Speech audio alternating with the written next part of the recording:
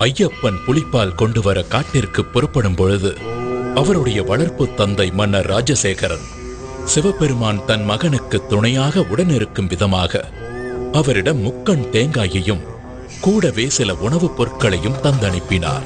அதை ஐயப்பன் இருமுடிகளாக கட்டி எடுத்துச் சென்றார்.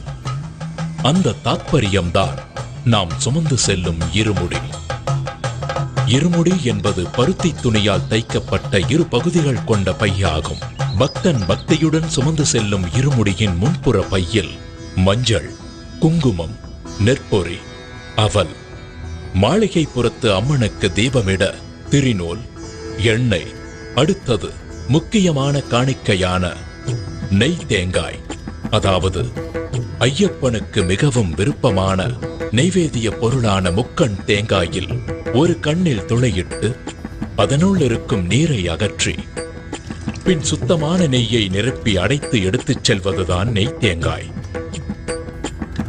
ஐயப்பன் சிவவிஷ்ணு ஐக்கியத்தில் பிறந்தவர். இந்த தத்துவத்தை தான் நெய் தேங்காய் உணர்த்துகிறது. தேங்காய் முக்கண் உடையது, ஆகவே தேங்காய் சிவாம்சமாக விளங்குகிறது. மகாலட்சுமி திருமாலின் இதயத்தில் உறைபவள். அப்படி தன் இதயத்தில் பசு அம்சமான திருமகளை வைத்திருக்கும் மகாவிஷ்ணுவை ஐயப்பனின் தாயாகிய மோகினி அவதாரத்தை பசுவின் நெய் குறிக்கிறது.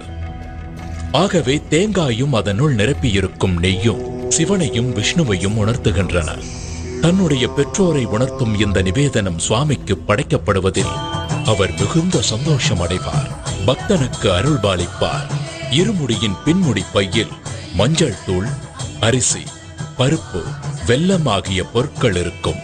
காட்டு வழியில் நடைபயணமாய் செல்லும் பக்தர்கள் இந்த பொருட்களை வழியிலேயே சமைத்து சாப்பிட்டு பசியாறிய பின் பயணத்தை தொடரலாம் என்பதற்காகவே இருமுடியில் அரிசி, பருப்பு போன்ற உணவுப் பொருட்களை எடுத்துச் செல்ல வேண்டும்.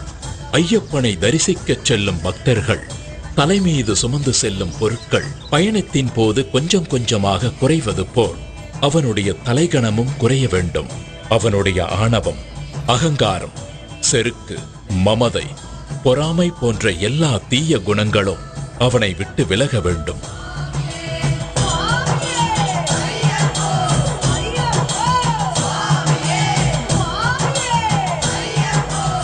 சபரிமலையில் உள்ள ஐயப்பனை தரிசிக்க பக்தர்கள் அனைவரும் எரிமேலி என்ற இடத்தில் ஒன்று கூடுவார்கள்.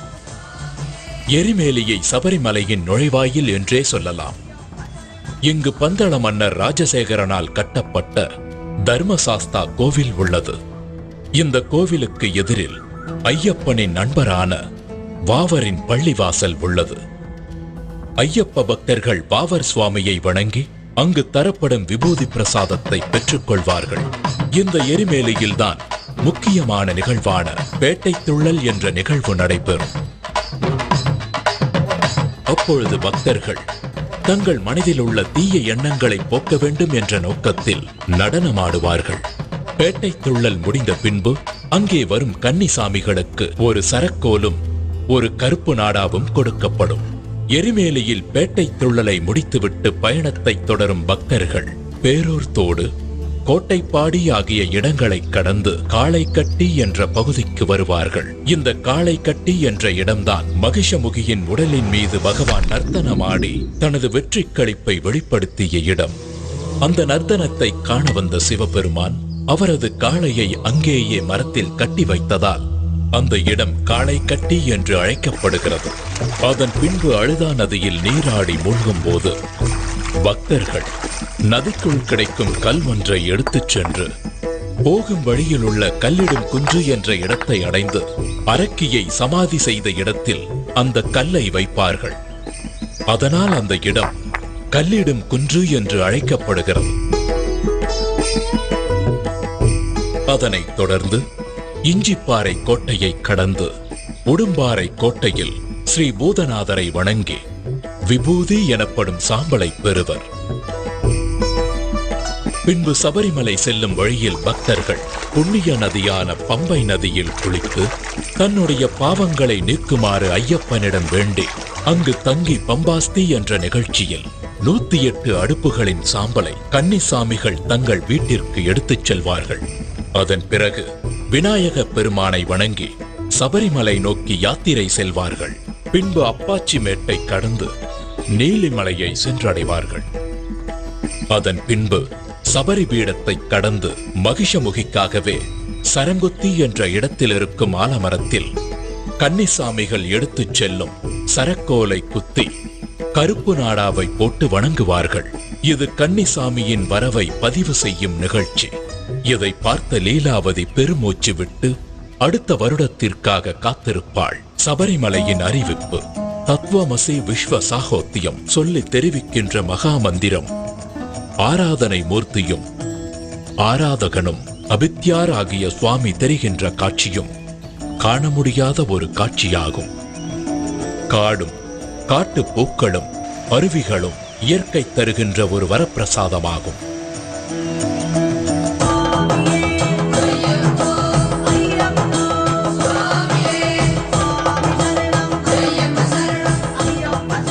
பின் ஐயப்பனின் சன்னிதானத்திற்கு முன்புள்ள தத்துவங்கள் 18 பகவான் தத்வாதீனனாக இருக்கிறார் என்பதை உணர்த்தும் 18 படிகளை ஏறிச் சென்று ஐயப்பன் சன்னிதானத்தை அடைந்து தன்னுடைய பாவங்களையும் தோஷங்களையும் கஷ்டங்களையும் நீக்குமாறு வேண்டி பக்தி பரவசமடைந்து அன்று இரவு அங்கு தங்கி மகிழ்வார்கள். மறுநாள் காலையில் ஐயப்பனுக்கு நெய் அபிஷேகம் செய்து மாளிகைப்புறத்து அம்மனை தரிசித்து தான் செய்த பாவங்களை நீக்குமாறு வேண்டிக் கொள்வார்கள். மகர விளக்கு பூஜைக்கு முன்பு ஐயப்பனுடைய தங்க ஆபரண பெட்டியை பந்தள ராஜ்யத்திலிருந்து சபரிமலைக்கு கொண்டு செல்லும் பொழுது ஆகாயத்தில் ஆபரண பெட்டிக்கு வழிகாட்டியாக கருடன் கூடவே பறந்து செல்வது ஒரு சிறப்பு அம்சமாகும். ஐயப்பனுடைய சிறப்பு அம்சம் பிரம்மச்சரியம் மேற்கொண்டு வரும் பக்தர்களுக்கு அருள் புரிவதாகும். அதனால் 10 வயதிற்கு மேலுள்ள பெண்களும் 50 வயதிற்கு குறைவான பெண்களும் ஐயப்பனை தரிசிக்க சபரிமலைக்கு செல்லக்கூடாது. மண்டல பூஜை முடிந்த பிறகு மகர விளக்கு பூஜை ஆரம்பமாகி மகர விளக்கு பூஜை நிறைவடையும் தினத்தன்று மகர சங்கராந்தி பூஜை நடைபெறும். அச்சமயத்தில் சுவாமி ஐயப்பன் ஆகாயத்தில் உத்திர நட்சத்திரமாக பக்தர்களுக்கு காட்சியளிப்பார். பக்தர்கள் சபரிமலையில் பிரசாதமாக விற்கப்படும் அரவண பாயாசம், அப்பம், நெய் ஆகியவற்றை வாங்கிக் கொண்டு மீண்டும் பம்பா நதியை வந்தடைந்து பின்னர் தங்கள் இல்லத்திற்கு சென்றடைவார்கள்.